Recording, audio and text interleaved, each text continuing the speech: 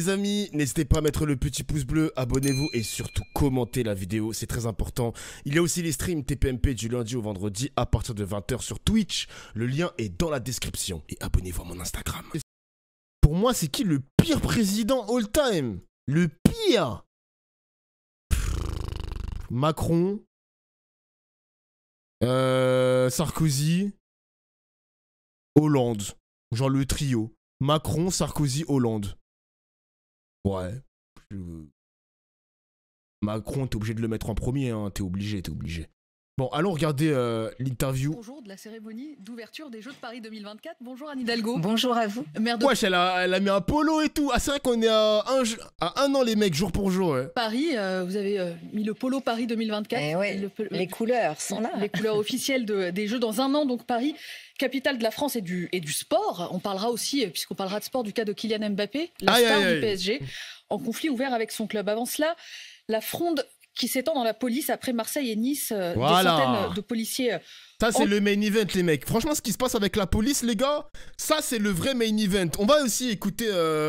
Malheureusement, on va écouter Morandini tout à l'heure pour voir un petit peu ce qu'ils en pensent, les invités. Un arrêt après la mise en détention provisoire d'un de leurs collègues soupçonné d'avoir passé à tabac gratuitement un jeune de 22 ans. Est-ce qu'à votre connaissance, Paris est touché aussi par ce mouvement? D'abord, peut-être sur le fond, nous sommes dans un état de droit. La justice est indépendante, c'est une garantie absolue du fonctionnement de la démocratie. On va y revenir sur la justice. Et je pense qu'il faut, oui, mais il faut rappeler les principes. Et par ailleurs, on ne va pas engager le pays dans des batailles rangées pro-police contre police. On a besoin de la police, d'une police républicaine pour garantir la sécurité. Et la sécurité n'est pas l'opposé de la liberté. Sur Paris, je vois comme vous, je n'ai pas encore fait le point avec le préfet de police, je vais faire le point avec lui sur le mouvement qui s'étendrait. Donc je n'ai pas d'autres informations, c'est d'ailleurs à l'autorité du ministère de l'Intérieur de donner ce type d'informations. Qui ne vous a pas communiqué pour l'instant? Pour l'instant, non, mais vraiment j'insiste sur le point. Vous dites une police républicaine, justement. Notre pays a besoin d'apaisement, a besoin de discuter de cela. Quand le patron de la police nationale, Frédéric Vaux, dit hier à nos collègues du Parisien aujourd'hui en France, avant un éventuel procès, un policier n'a pas sa place en prison, même s'il a pu commettre des fautes ou des erreurs graves dans le cadre de son travail. Je crois que les choses ont été... C'est une dinguerie de dire ça quand même. Hein. C'est une dinguerie de dire ça. Donc s'il y a un policier qui tue quelqu'un, il doit pas dormir en prison. Vous vous rendez compte que le directeur général de la police nationale a dit ça dans les colonnes du Parisien. Je crois que c'était le Parisien. C'est une dinguerie. Un policier qui dit ça. Mais moi, le pire, les gars, moi, c'est pas que ça qui me choque. Hein. C'est pas que ça qui me choque. Moi, ce qui me choque, c'est que Macron n'a pas dit un mot sur ça.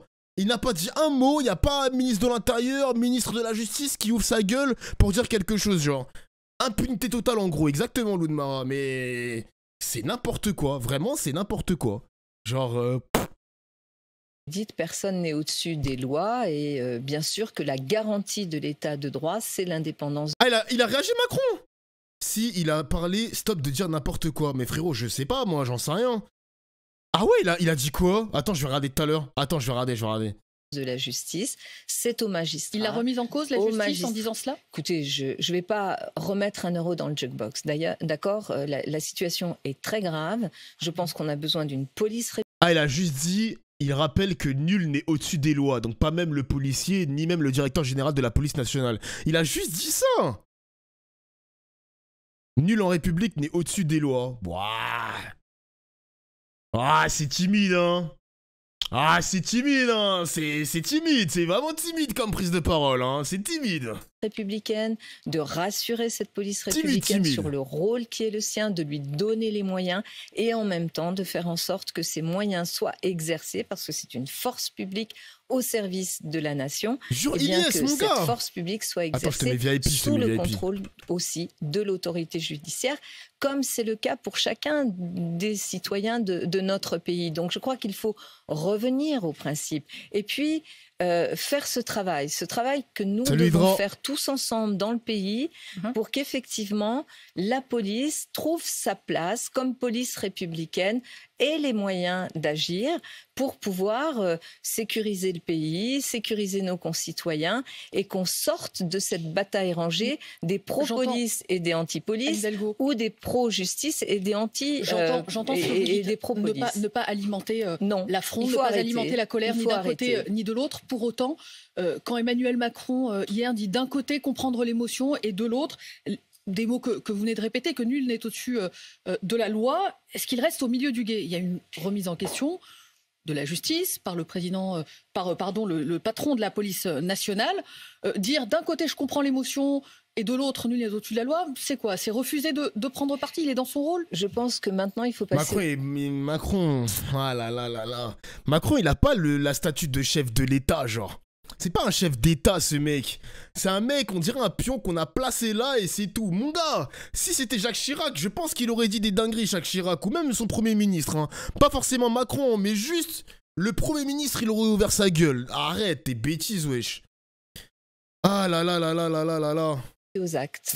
Et passer aux actes, c'est vide. Ce grand chantier de la police républicaine, du rapport de la police à la population. Les policiers font un travail extrêmement dur, extrêmement dangereux. Vous dites qu'il faut ouvrir le lien. Donc pour vous, il y a une question qui se pose aujourd'hui sur le lien des Français à leur police. Il y a une question qui est posée quand on voit la façon dont les réactions se déploient et quand on voit l'état d'émotion dans le pays. Ce qui s'est passé avec la mort de Nahel est quelque chose d'inacceptable dans un pays comme le nôtre. Mais il faut, au-delà des condamnations, au-delà des polémiques, au-delà des propos, moi j'en appelle aussi la classe politique dans son ensemble, à revenir elle-même à la raison. Il faut ouvrir un débat, non pas pour faire une bataille rangée, mais pour trouver les moyens. Il faut passer aux actes. Les policiers ont besoin de moyens, ont besoin d'effectifs. On leur en donne pas assez ? Je pense qu'il n'y en a pas assez. En tous les cas, il y a eu de nombreuses années avec des baisses significatives de moyens. Il faut aussi que la... Ouais, j'ai vu la vidéo sur François Mitterrand. En résumé, hein, corrigez-moi si je me trompe. En résumé, il y avait une fronde de la part de la police qui demandait à Badinter, donc je crois que Badinter c'était le ministre de l'Intérieur. Non, attends, je crois que c'était... Attends, Badinter à l'époque, je crois que c'était le Premier ministre ou le ministre de l'Intérieur, je m'en souviens plus. Et du coup, les policiers étaient en mode, ouais, Badinter, démission, démission, démission. François Mitterrand, ce qu'il a fait, c'est qu'il a limogé le directeur général de la police en 1983. Frère, ça c'est un homme d'État, ça c'est un chef d'État mon gars, c'est un chef d'État. Macron, il y a un policier qui fait une sortie comme ça, une sortie scandaleuse, le directeur de la police, il fait une sortie scandaleuse comme ça, y a rien. Y a rien frère, y a rien. Y a rien mon gars. Vas-y frère. Anne Hidalgo c'est la gote non? C'est la gote de quoi La goutte ma bite, frère. La formation des policiers, la goutte de soit quoi, un sujet posé, traité, travaillé. Vous savez, je ne vais pas faire le parallèle, mais à Paris, j'ai créé une police municipale, ce qui n'était pas arrivé parce qu'il y avait un tabou sur le sujet. Cette police municipale, elle n'est pas armée d'armes létales. Elle est là pour veiller à la tranquillité. En vrai, les gars, Anne Hidalgo, on en pense quoi, le chat? Je parle pas de sa politique, hein, je vous parle d'autre chose, les gars.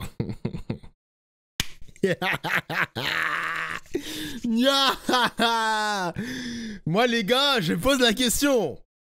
Pardon? Comment ça pardon?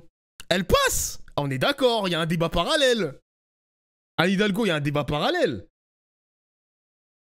N'est-ce pas Dingo? Anne Hidalgo, débat parallèle ou... Non. Pas du tout, pas du tout. Pas du tout? Pas du tout. Anne Hidalgo, Dingo, gros chat. Dans les politiciennes, c'est vraiment pas la plus. Hein. J'arrive pas à comprendre pourquoi t'as une fixation sur elle, frère. Moi, j'ai fait une fixation sur elle. Oui. C'est pas la première fois que tu me dis ça en il a retenu, c'est pas possible. Je me mute, il va dire des dingueries, les gars. Vite, je me casse. Vite. Moi, je pose la... Wesh, 5 subs offerts. Jure, un nouveau sub. Jure, merci mon gars Insane pour les subs. Merci mon gars, merci. Une milf. Why not? Eh les gars, je vous avais dit, moi, je suis pas tout seul. Moi, les gars, Anne Hidalgo, ça joue. Moi, je pense que ça joue, Anne Hidalgo. Ça joue. Public dans nos quartiers. J'ai souhaité que cette police soit paritaire, autant de recrutement de femmes que d'hommes. J'ai souhaité aussi qu'il y ait une formation justement. Vous dites ça se passe mieux avec la police municipale qu'avec la police nationale. Je ne fais pas cette comparaison parce que ce ne sont pas du tout les mêmes enjeux ni les mêmes responsabilités et je mesure ce qu'est aujourd'hui la responsabilité aussi de la police nationale. Je dis simplement qu'il faut vraiment, au-delà des paroles, au-delà des polémiques, au-delà de l'instrumentalisation qui peut être faite ici et là et partout, qu'il faut poser ce chantier de la police dans l'état de droit, c'est-à-dire évidemment sous le contrôle de l'autorité judiciaire. On l'a vu énormément déployée dans la capitale, cette police, à l'occasion des débordements qui ont eu lieu en marge des manifestations sur les retraites, aussi plus récemment au moment des émeutes début juillet. Est-ce que vous avez pu chiffrer le bilan de l'ensemble des dégradations sur l'année et est-ce que vous avez avancé avec l'État sur les modalités, qui reconstruit, qui paye? Plusieurs millions d'euros, donc on chiffre encore. Depuis janvier Depuis janvier, vous savez, on avait d'ailleurs au moment des Gilets jaunes aussi fait cette démarche. D'ailleurs, le maire de Toulouse aussi, l'État n'avait pas voulu rembourser la part qui lui incombait parce que c'était... Attends, tu préfères Hidalgo à Marlène? Non, les mecs. Non, les gars, s'il vous plaît, les gars. On a vraiment un débat sur ça. Marlène Schiappa contre Anne Hidalgo? Mais t'es un ouf, toi. Mais à votre avis, il n'y a pas photo? Les gars, il n'y a pas photo. Les gars, il n'y a pas photo. Ilyes, on est d'accord, mon gars, Ilyes. Il n'y a pas photo, wesh. Comment ça, Marlène Schiappa? Oh, hey, réveillez-vous, le chat. Réveillez-vous. Anne Hidalgo, il y a 20 ans, elle devait envoyer. Wesh, calme-toi. Allez, pour la science, Anne Hidalgo jeune. Allez, pour la science. Eh, wesh. Ah ouais. Non! Wow!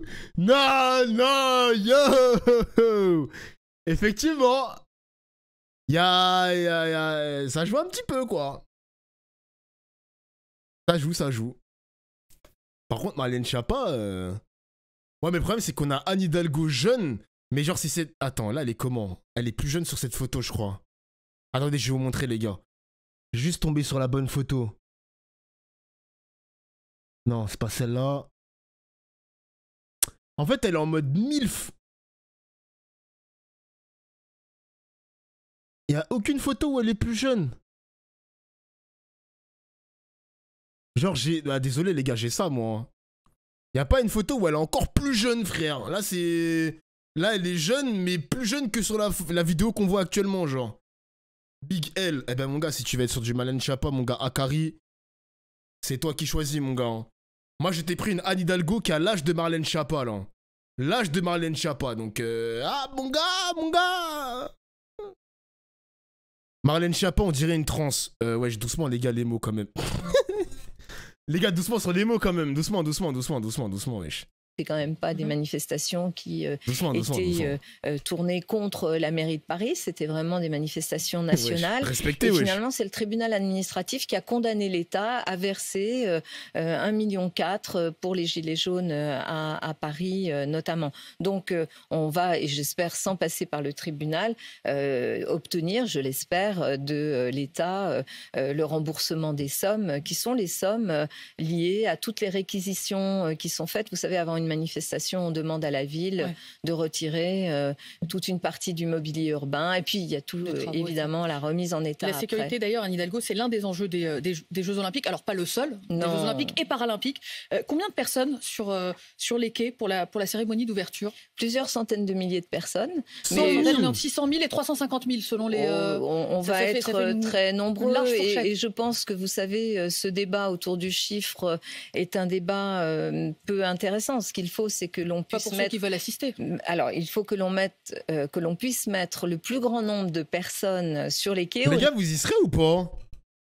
Est-ce que les gars, vous y serez ou pas? Moi, premier degré, les gars, si j'ai une raclie... Moi, si j'ai une meuf, je vais à la cérémonie d'ouverture. Hein. Les gars, faut bien sortir de chez soi. C'est le 26 juillet 2024. Qu'est-ce qu'on va faire derrière notre PC? À jouer à League of Legends. Sortez! Sortez de chez vous! Sortez de chez vous, les gars! Oh, quand même! Oui, avec ma femme. Tout seul, non. Ouais, tout seul, les gars, n'allez pas tout seul, wesh. N'y allez pas tout seul, et puis quoi encore? Arrête.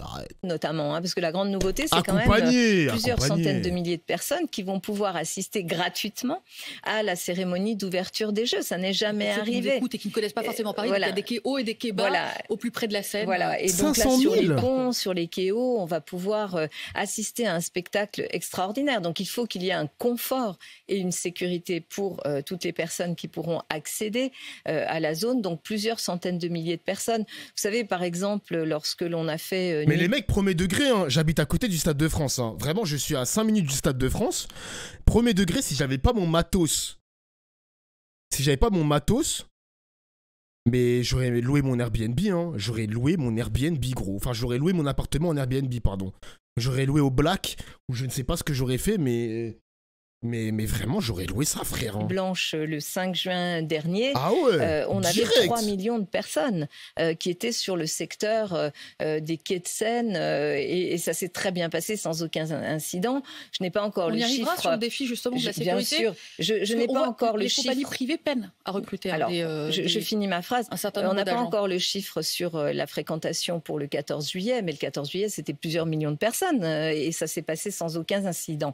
Il y a un travail très sérieux qui est fait, auquel je participe aux côtés de Gérald Darmanin et du préfet de police. C'est sous leur autorité.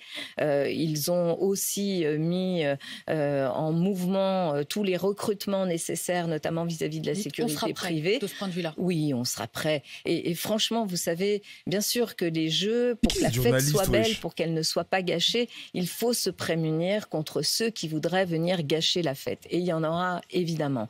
Mais aujourd'hui, moi, j'ai vraiment confiance dans la nature du travail qui est engagé.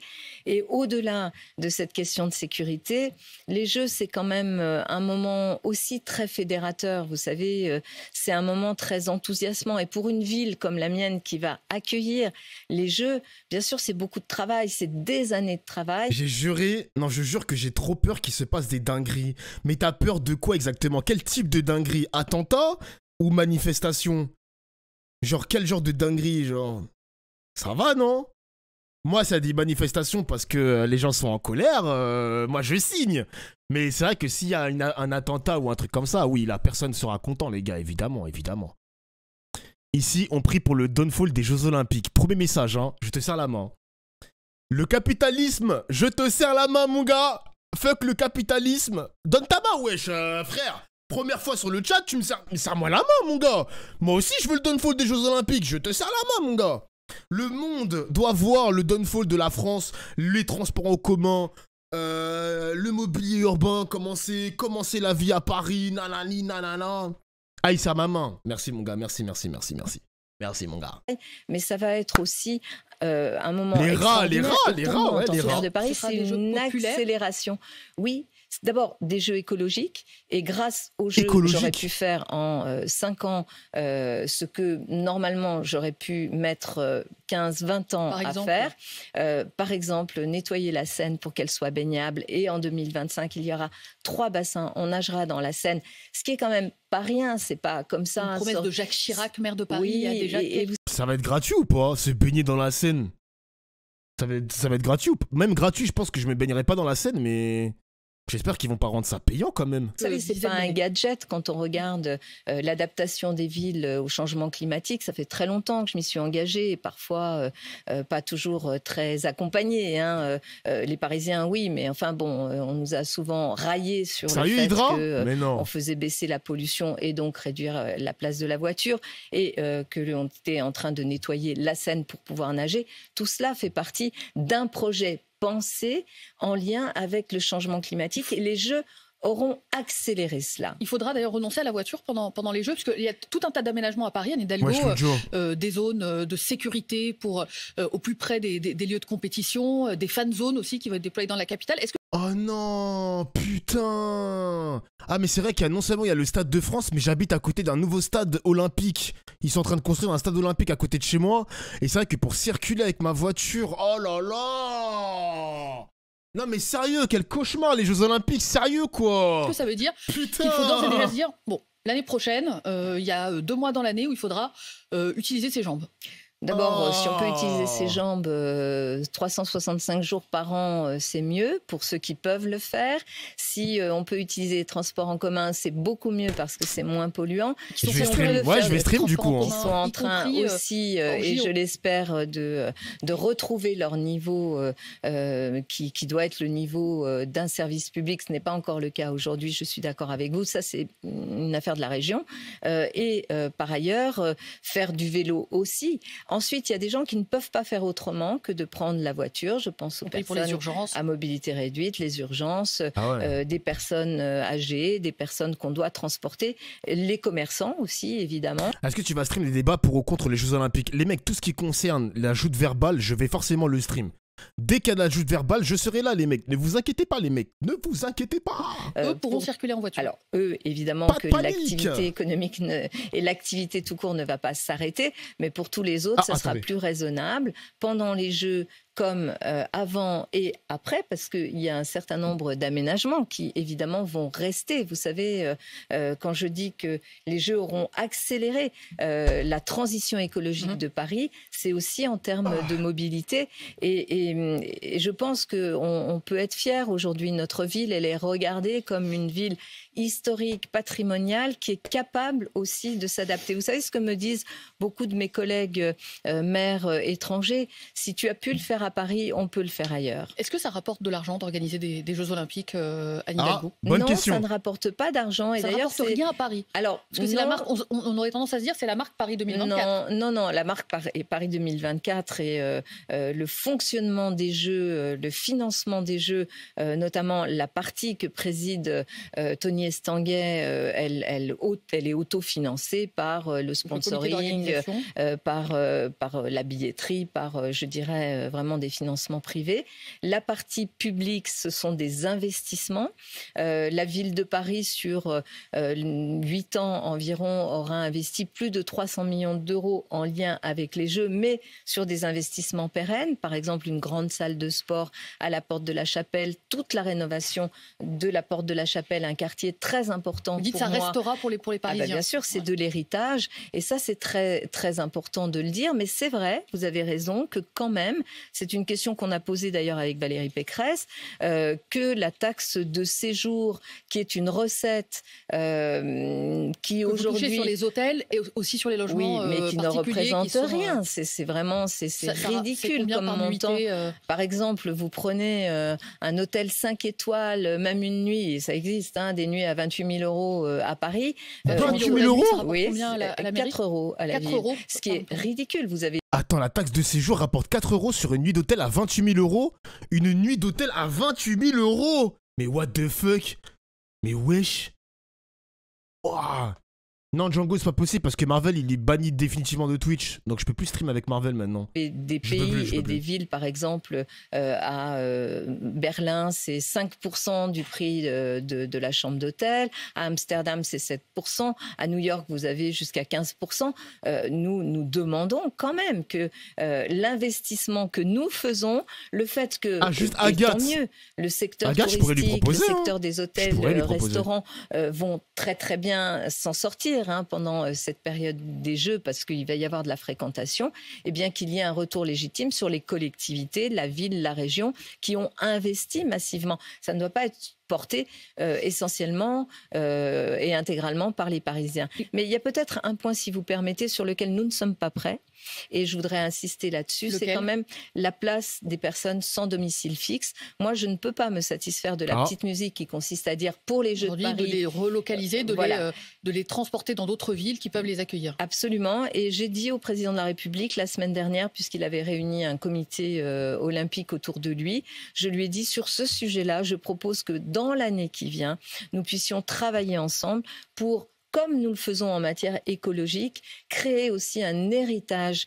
de solidarité, que nous mettions en place des systèmes beaucoup plus pérennes. Elle aime bien sur le mot héritage. L'hébergement d'urgence des personnes à la rue, parce qu'il faut trouver des solutions. On ne va pas les trouver dans l'urgence. Il faut vraiment que notre pays prenne ce sujet à bras-le-corps. J'y suis prête et j'espère que le gouvernement suivra, évidemment. Appel lancé à Emmanuel Macron. Puisque vous évoquez le président, il y a 2 ans, il s'était immiscé dans les négociations contre Kylian Mbappé et son club, le PSG, en disant... Aïe, aïe, aïe, aïe, aïe.